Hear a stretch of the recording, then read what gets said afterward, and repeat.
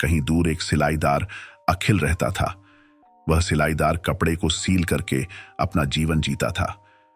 उसकी कमाई इतनी थी कि वह अपने रोजगार से अपने और अपने परिवार का गुजारा कर सकता था।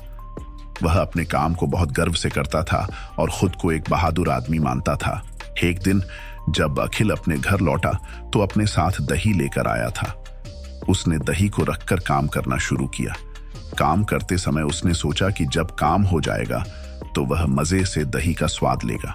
थोड़ी देर बाद काम पूरा हो गया और अखिल ने अपने दही की ओर बढ़ते हुए देखा, लेकिन अब दही में कई मक्खी बैठी हुई थी। इस पर अखिल ने मक्खियों पर अपना गुस्सा निकाल दिया। उसने एक कपड़े से मक्खियों को मार दिया। कपड़े से मारने से 7 मक्खी तुरंत ही जमीन पर गिरकर मर गई। इससे अखिल बहुत खुश हुआ। उसे यह ख्याल आया कि उसने एक ही बार में 7 को कैसे मार गिराया। अब उसमें एक नए एहसास का उत्थान हुआ कि वह बहादुर भी हैं। अखिल ने अपने कपड़े पर लिखा, एक बार 7 शिकार। वह लोगों को बताता रहता कि उसने कैसे एक ही बार में 7 को मार गिराया है। उसकी यह कहानी सुनकर सभी लोग उसे बहादुर मानने लगे। एक दिन राज्य के राजा को एक राक्षस से समस्या थी।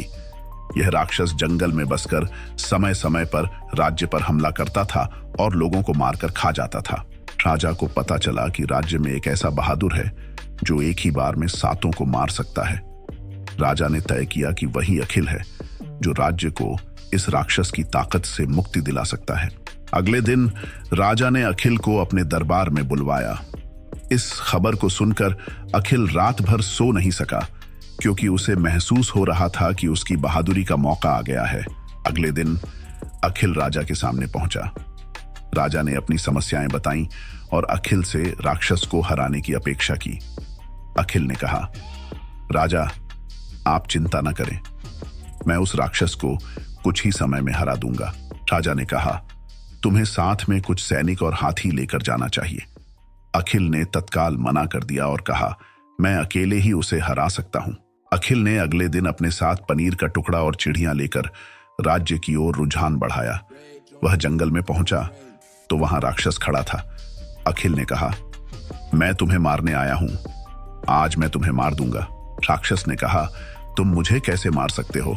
अगर तुम्हें विश्वास नहीं है तो मुकाबला करके देखो। राक्षस ने एक बड़ा सा पत्थर उठाया और दूर फेंका। अखिल ने कहा, तुम इतना ही दूर फेंक पाओगे। इसके बाद अखिल ने धीरे से अपने जेब से चिड़िया को निकाला और ऊपर उछाल दिया।